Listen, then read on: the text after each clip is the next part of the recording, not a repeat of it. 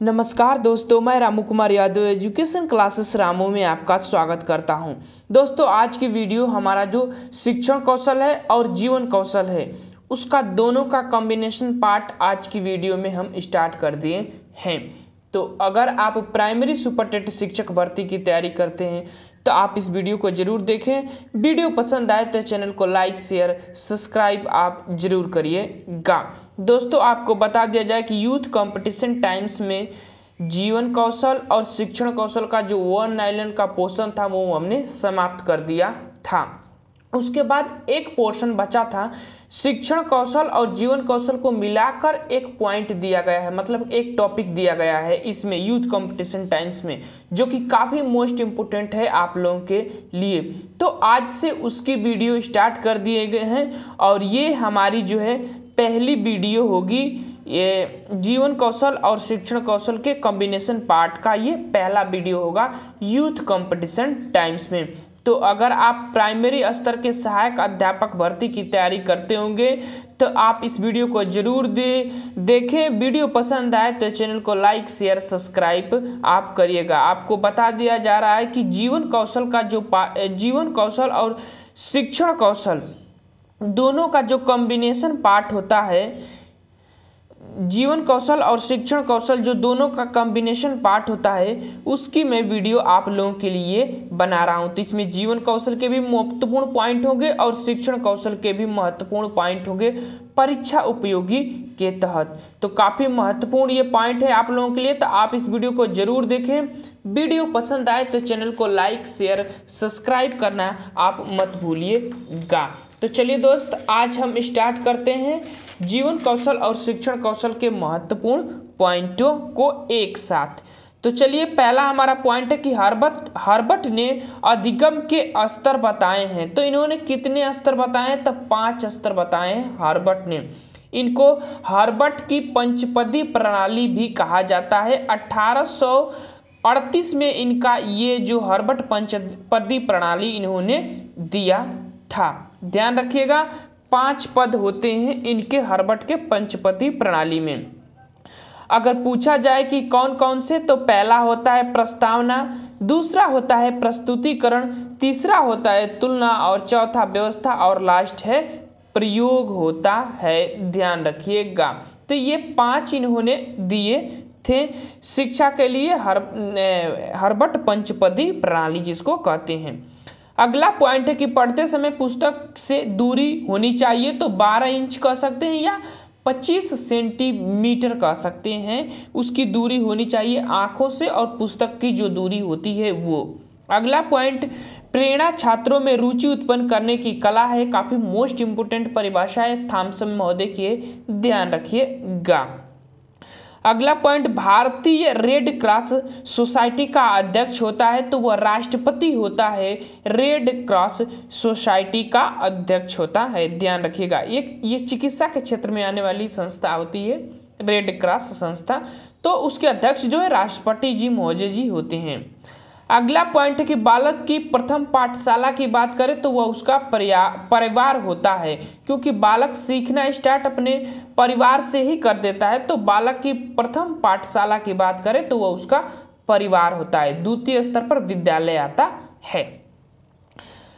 अगला पॉइंट, कोठारी आयोग की स्थापना 1964-66 में किया गया था। ध्यान रखिएगा, बस इतना। कोठारी आयोग की स्थापना प्रोफेसर दौलत सिंह कोठारी इसके अध्यक्ष थे। अगला पॉइंट है कि हंटर आयोग की स्थापना किसने किया था? तो 1882 में सर विलियम हंटर महोदय जी ने कहा था। इन्हीं के नाम पर हंटर आयोग, इसको भारतीय शिक्षा आयोग भी कहा जाता है। ध्यान रखिएगा, मोस्ट इंपोर्टेंट पॉइंट है, इसे भारतीय शिक्षा आयोग भी कहा जाता है, हंटर आयोग को। तो ये भी ध्यान रखिएगा। अगर इनकी आपको डिटेल में वीडियो चाहिए, कोठारी आयोग, हंटर आयोग, इस्पात समिति, जो भी जितनी भी आयोग हैं उनकी अगर डिटेल में वीडियो चाहिए तो जरूर कमेंट बॉक्स में लिखिएगा। एक एक टॉपिक का वीडियो मैं आपको बनाकर दूंगा। तो ये काफ़ी महत्वपूर्ण आयोग होते हैं, इनके बारे में मैं आपको जरूर वीडियो बनाकर दूंगा अगर आप कहेंगे तो। अगला पॉइंट है कि जीवन कौशल शिक्षा से संबंधित पाठ्यक्रम का संचालन भारत सरकार मंत्रालय का है और यह अल्पसंख्यक कार्यों का मंत्रालय के अंतर्गत आता है। जीवन कौशल, ठीक, जीवन कौशल वह युक्ति होती है जो आपके जीवन में आने वाली समस्याओं को लड़ने के लिए, समाधान करने के लिए विकसित किया जाता है। अगला पॉइंट, शिक्षण के 2 प्रमुख सूत्रों के नाम बताइए। तो ये सूत्र हैं सरल से जटिल की तरफ और ज्ञात से अज्ञात के तरफ। पहले सरल चीजें बताई जाती है, फिर जटिल चीजों को बताया जाता है। जो ज्ञात है उसको बताया जाता है पहले, फिर अज्ञात चीजों पर फोकस किया जाता है। तो ये सूत्र के अंतर्गत आ जाते हैं। अगला पॉइंट, सीखने में पलायन आधारित है। तो ये नकारात्मक पुनर्वलन का संकेत माना जाता है। पलायन का मतलब भाग जाना, उस स्थान को छोड़ देना, पलायन उसको कहते हैं। और प्राथमिक स्तर में जो बच्चे होते हैं ना, पलायन की प्रवृत्ति सबसे ज्यादा देखने को मिलती है हमारे देश में। अगला पॉइंट, आपकी कक्षा में कुछ छात्र प्रायः विद्यालय में देर से आते हैं, तो आप उस स्थिति में क्या करेंगे? तो देर से आने वाले का कारण जानकर उसका पूर्णतः निराकरण करने का प्रयास किया जाएगा। पहले कारण जाना जाएगा कि वो क्यों देर से आ रहा है और उस कारण का निराकरण किया जाएगा अध्यापक के द्वारा। तो ध्यान रखिएगा, पूछा गया वो प्रश्न था।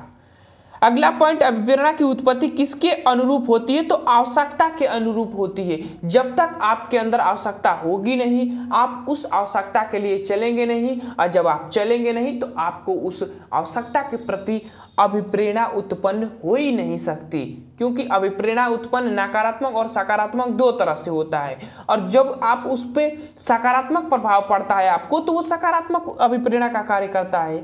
तो इसीलिए कहा जाता है कि अभिप्रेरणा उत्पत्ति के लिए आवश्यकता जरूरी होती है। कभी कभी तो अभिप्रेरणा को आवश्यकता भी कह दिया जाता है। अगला पॉइंट है, शिक्षक का व्यवहार छात्रों के प्रति कैसा होना चाहिए? तो सहानुभूति रूप का व्यवहार आपको रखना चाहिए बच्चों के प्रति शिक्षक में। अगला पॉइंट, विद्यालय के भावी जीवन निर्माण का आधार क्या होता है?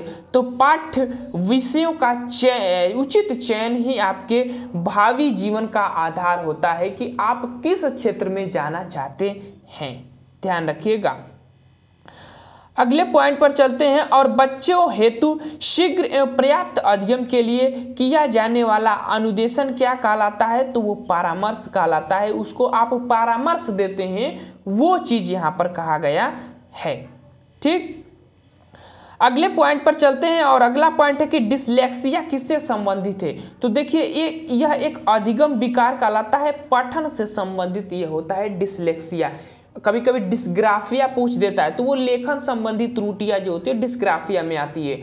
और डिसकैलकुलिया जो है गणना संबंधी जो प्रक्रियाएं होती हैं, गणितीय प्रक्रियाएं होती हैं, डिसकैलकुलिया में आ जाती है। ठीक, अगला पॉइंट है कि हंटर कमीशन का प्रमुख दोष क्या है? मोस्ट इंपोर्टेंट ये पॉइंट है। इसे भारतीय शिक्षा आयोग भी कहा जाता था। हंटर कमीशन को 1882 में आया था।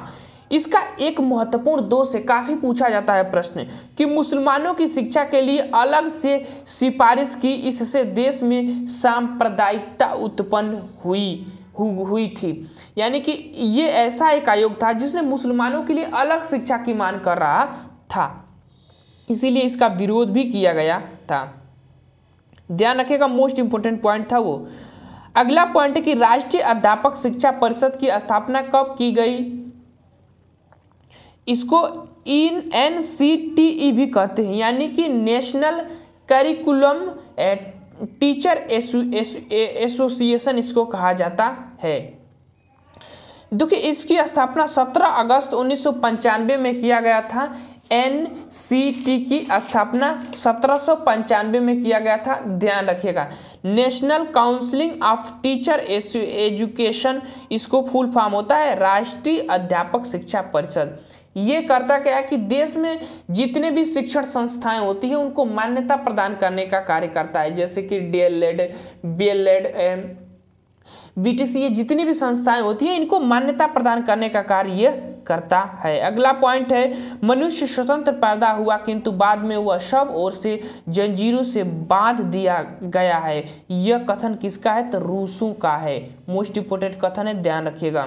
डाइट को गुणवत्तापूर्ण संचालन के लिए कितने भागों में विभाजित किया जाता है? तो वो 7 विभागों में इसको डाइट को विभाजित किया जाता है, ध्यान रखिएगा। District institute of education as training centre इसको कहा जाता है डाइट को, तो ध्यान रखिएगा। इसकी स्थापना की अगर हम बात करें तो वह 1987 के आसपास इसकी स्थापना हुआ था।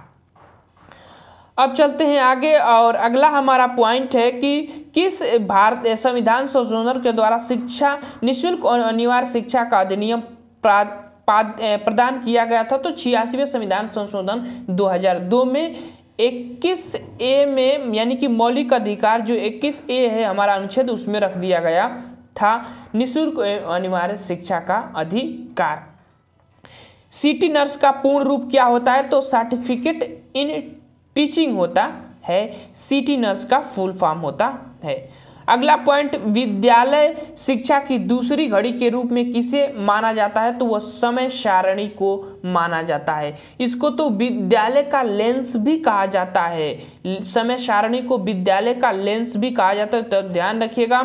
दूसरी घड़ी के रूप में और लेंस समय सारणी को कहा जाता है, मोस्ट इंपोर्टेंट पॉइंट है। अगला पॉइंट, BTC का फुल फॉर्म होता है बेसिक टीचिंग सर्टिफिकेट, इसका फुल फॉर्म होता है, ध्यान रखिएगा। अगला पॉइंट है, और DLED का फुल फॉर्म क्या होता है? तो डिप्लोमा इन एलिमेंट्री एजुकेशन होता है, ध्यान रखिएगा। उत्तर प्रदेश बेसिक शिक्षा अधिनियम कब पारित हुआ था, आया था? तो 1972 में पूछा गया प्रश्न है, ध्यान रखिएगा।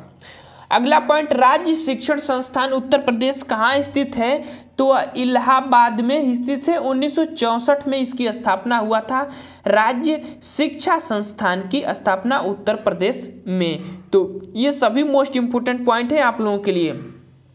उत्तर प्रदेश राष्ट्रीय हिंदी संस्थान कहाँ स्थित है? तो वाराणसी में स्थित है, ये भी ध्यान रखिएगा। अगला पॉइंट पर चलते हैं, कस्तूरबा गांधी बालिका विद्यालय योजना कब प्रारंभ की गई थी? तो 2004 और 2005 के आसपास के बीच में इसको प्रारंभ किया गया था। स्पेशली यह बालिकाओं के लिए था और कक्षा 6 से 8 तक की बालिकाओं के लिए था। अगर उम्र पूछेगा तो 11 से 14 वर्ष की बालिका होती थी, उनके लिए यह ब्लॉक स्तर पर स्थापित किया जाता था। एक ब्लॉक में एक होता था कस्तूरबा गांधी बालिका विद्यालय जो होता था। अगला पॉइंट, मानव शरीर, मस्तिष्क और आत्मा में श्रेष्ठतम को समग्र रूप से बाहर निकालना ही शिक्षा, ये महात्मा गांधी जी का कथन है। तो कथन तो आपको ध्यान रखिएगा। शिक्षा प्रथम एवं श्रेष्ठतम वस्तु है जिसे सर्वोत्तम मनुष्य ही प्राप्त कर सकता है, ये प्लेटो ने कहा है। तो ये प्लेटो की स्टेटमेंट है। अगला पॉइंट, सच्ची शिक्षा वही है जो व्यक्ति के अंदर से प्रस्फुटित हो, वह रूसो का स्टेटमेंट है, मोस्ट इंपोर्टेंट है। अगला पॉइंट, प्रत्येक बालक में अपने पूर्ण विकास की संभावना निहित होती है, जिस प्रकार बीज में संपूर्ण वृक्ष का रूप निहित होता है। ये किसने? फ्रोबेल महोदय ने किया था। तो कितनी अच्छी बातें कहा इन्होंने। अब चलते हैं आगे और हमारा अगला पॉइंट है कि बालक के जीवन में स्वाभाविक विकास में दी जाने वाली सक्रिय सहयोग को शिक्षा समझा जाना चाहिए, ये मॉन्टेसरी जी का कथन है। अगला पॉइंट है कि स्त्री शिक्षा पुरुषों के समान हो, क्योंकि उनके बिना देश व समाज का कल्याण कदापि संभव नहीं है, ये स्वामी विवेकानंद जी ने कहा है। तो ये भी स्टेटमेंट इनकी काफ़ी महत्वपूर्ण है। अब रविंद्रनाथ टैगोर की देखते हैं। व्यक्तित्व का सर्वांगीण विकास करना, बौद्धिक शक्ति का विकास करना, चरित्र का निर्माण करना ही शिक्षा का मुख्य उद्देश्य है, इन्होंने कहा है रविंद्रनाथ टैगोर ने। अगला पॉइंट, शिक्षा का मैग्ना कार्टा किसे कहा जाता है? तो 1854 का वुड का घोषणा पत्र था ना, उसी को शिक्षा का मैग्ना कार्टा कहा जाता है, अधिकार कहा जाता है। अगला पॉइंट है और अगला पॉइंट है कि आधुनिक शिक्षा का जन्मदाता किसे कहते हैं? तो चार्ल्स ग्रांट को कहा जाता है आधुनिक शिक्षा का जन्मदाता। तो ध्यान रखिएगा। अगले पॉइंट, टेलीविजन किस प्रकार का शिक्षण संचार साधन है? तो श्रव्य दृश्य संचार साधन के अंतर्गत टेलीविजन आता है। अगला पॉइंट है कि राष्ट्रीय बाल श्रम नीति कब घोषित की गई थी? तो 1987 में राष्ट्रीय बाल श्रम नीति घोषित की गई थी। सन याद रखिएगा, पूछ सकता है। ऐसे ही प्रश्न पूछते जाते हैं शिक्षण कौशल में। अगला पॉइंट है कि सीखने के लिए प्रकृति की गोद ही अपेक्षित है। किस शिक्षाविद का यह कथन है? तो रविंद्रनाथ टैगोर का। यह एक प्रकृतिवादी वैज्ञानिक माने जाते हैं रविंद्रनाथ टैगोर। अगला पॉइंट है कि गोपाल कृष्ण गोखले ने किस वर्ष गोखले विधेयक जो प्राथमिक स्तर की शिक्षा से संबंधित था, यह 1911 में आया था। हालांकि उस समय अंग्रेजों की शासन थी और इनके जो बिल था उनको निष्फल कर दिया गया था। मतगणना की गई थी तो इनके पक्ष में ज़्यादा वोट नहीं पड़े थे, इसीलिए इनके जो गोखले बिल था उसको समाप्त कर दिया गया था उसी पर। अगला पॉइंट है कि शिक्षा संविधान के किस सूची के अंतर्गत आता है? तो समवर्ती सूची के अंतर्गत आता है। पहले यह राज्य सूची का विषय था, लेकिन इसको कुछ 76वें संविधान 42वें संविधान संशोधन 1976 में इसको समवर्ती सूची में कर दिया गया है। तो ये भी पॉइंट ध्यान रखिएगा, किस वर्ष शिक्षा को राज्य सूची से समवर्ती सूची में शामिल किया गया था? तो 1976 में 42वें संविधान संशोधन के तहत। अगला पॉइंट है कि आगमन विधि में किस कौशल का संयोजन किया जाता है? तो दृष्टांत कौशल का संयोजन किया जाता है आगमन विधि में। आगमन विधि के जनक अरस्तु हैं और इसमें उदाहरण से नियम की तरफ चला जाता है। अब चलते हैं अगले पॉइंट पर, और अगला पॉइंट है कि एनसीईआरटी का गठन कब किया गया था? तो 1961 में। यह केंद्र स्तर की एक शिक्षण संबंधी संस्था होती है एनसीईआरटी। तो ध्यान रखिएगा, केंद्र स्तर पर होती है। इसके फुल फॉर्म की बात किया जाए तो national council of educational research and training होता है। स्थापना 1961 में हुआ था। यह कक्षा 1 से 12 तक की जो कक्षाएं होती है उससे संबंधित जो भी नियम कानून होते हैं, व्यवस्थाएं होती है, ये बनाने का कार्य करता है। इसकी स्थापना दिल्ली में हुआ है, ध्यान रखिएगा। भारतीय शिक्षा आयोग को अन्य किस नाम से? तो हंटर कमीशन आयोग के नाम से जाना जाता है। 1882 में यह आया था। अगला पॉइंट, बच्चे का क्रय विक्रय किस संविधान के अनुच्छेद के अंतर्गत आता है? तो अनुच्छेद 23 के अंतर्गत आता है। शोषण का अधिकार, शोषण के विरुद्ध अधिकार है, मौलिक अधिकार है। यह अनुच्छेद 23 और एक 24 है। तो ध्यान रखिएगा, जो क्रय विक्रय वाली जो शोषण होता है ना, वो अनुच्छेद 23 के अंतर्गत आता है, इतना ध्यान रखिएगा बस। और 24 में बंधुआ मजदूरी, आप बालक श्रम यानी 6 से 14 वर्ष के बच्चों को बाल श्रम नहीं करा सकते, वो 24 अनुच्छेद के अंतर्गत आता है। अगला पॉइंट, राष्ट्रीय पाठचर्या की रूपरेखा 2005 संचालित समिति के अध्यक्ष कौन थे? तो प्रोफेसर यशपाल थे। और यशपाल समिति जब 1992 में आई थी उसके भी अध्यक्ष जो है यही थे। तो एनसीएफ 2005 का जो आया था उसके भी अध्यक्ष थे, और यशपाल समिति के जो 1992 में आई थी, शिक्षा बिना बोझ का उनका टैग था, उसके भी अध्यक्ष प्रोफेसर यशपाल जी थे। अगला पॉइंट, एक अच्छे शिक्षक का मुख्य उद्देश्य होना चाहिए जीवन के नए मूल्यों, नए विचारों एवं परिवर्तनों को स्वागत करना। यही शिक्षक का मुख्य उद्देश्य होना चाहिए। अगला पॉइंट है कि शैक्षिक प्रक्रिया में महत्वपूर्ण स्थान होता है, तो वह बालक का ही महत्वपूर्ण स्थान होता है जब आप शैक्षिक प्रक्रिया करते हैं उस समय, क्योंकि बालक को फोकस कर कर ही आप पढ़ाते हैं। प्रकृति की ओर लौटो का नारा रूसो ने दिया था। रूसो एक प्रकृतिवादी वैज्ञानिक है और इन्होंने कहा था कि बच्चे को प्रकृति में छोड़ दो, प्रकृति उसको खुद ही शिक्षा दे देगी। तो ये नारा जो है रूसो महोदय का है, ध्यान रखिएगा। आधुनिक शिक्षा को कहा जाता है, तो वह बाल केंद्रित शिक्षा को आधुनिक शिक्षा कहा जाता है। अगला पॉइंट क्या कह रहा है कि अगला पॉइंट कह रहा है कि बालक का अध्ययन करने के लिए मनोवैज्ञानिक विधि है, तो प्रेक्षण, प्रयोग, अंतर्निरीक्षण और मनोविश्लेषण जो होता है यह मनोवैज्ञानिक विधियों के अंतर्गत आती है। बालक का अध्ययन करने के लिए यह मनोवैज्ञानिक विधियों के अंतर्गत आती है। अगला पॉइंट है कि गैर औपचारिक कार्यक्रम का संचालन कौन करता है, तो डैट करता है। ध्यान रखिएगा, गैर औपचारिक कार्यक्रम का संचालन जो होता है शिक्षा से संबंधित, वह उसका कार्य डैट करता है। और इसमें 7 विभाग होते हैं, 7 विभाग जो इसका संचालन करते हैं, डैट का 7 विभाग होते हैं, ध्यान रखिएगा। ये जिला स्तर पर स्थापित किया जाता है, डैट की स्थापना जो है जिला स्तर पर होती है। अगला पॉइंट, ऑपरेशन ब्लैक बोर्ड की स्थापना 1987 में हुआ था। ध्यान रखिएगा, ऑपरेशन ब्लैक बोर्ड की स्थापना 1987 में हुआ था। ऑपरेशन ब्लैक बोर्ड का प्रस्ताव पारित नई शिक्षा नीति 1986 के तहत किया गया था और उसकी स्थापना जो है 1987 में हो गया था। ऑपरेशन ब्लैक बोर्ड जो संबंधित है किससे, तो वह प्राथमिक शिक्षा से। ये क्या करता है कि प्राथमिक स्तर पर जो भी सामग्रियां होती हैं उसको उपलब्ध कराने के लिए इसकी स्थापना किया गया था, ऑपरेशन ब्लैक बोर्ड की। अगला पॉइंट, अनिवार्य सार्वजनिक शिक्षा की दिशा में महत्वपूर्ण कार्यक्रम कौन सा है, तो जिला प्रारंभिक शिक्षा कार्यक्रम, जिसको DPEP कहते हैं, डिस्ट्रिक्ट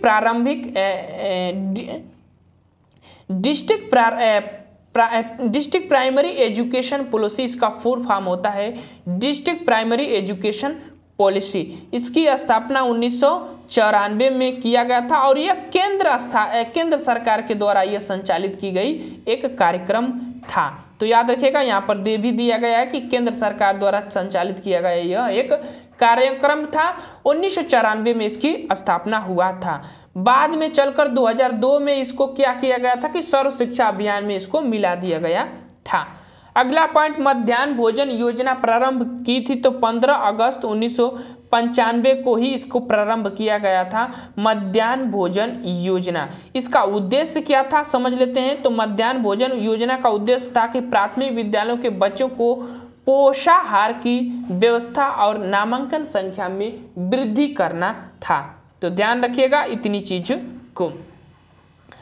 अगला पॉइंट है कि प्राथमिक विद्यालय के बच्चों को पका हुआ भोजन देने का प्रावधान किया गया। तो 2001 से इसका प्रावधान किया गया था पका हुआ भोजन देने के लिए। सचल विद्यालय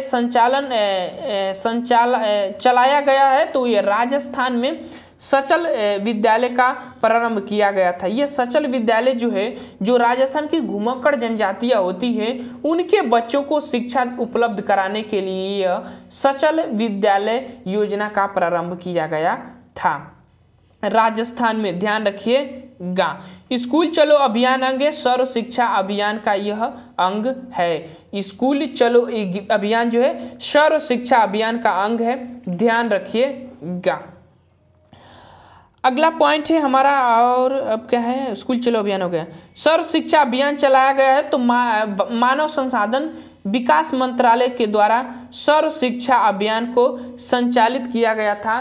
क्या कहते हैं कि मानव संसाधन विकास मंत्रालय, इसका वर्तमान में नाम बदलकर शिक्षा मंत्रालय रख दिया गया है। जो हमारा नई शिक्षा नीति 2020 वाली आई है उसमें इसका नाम बदल दिया गया है।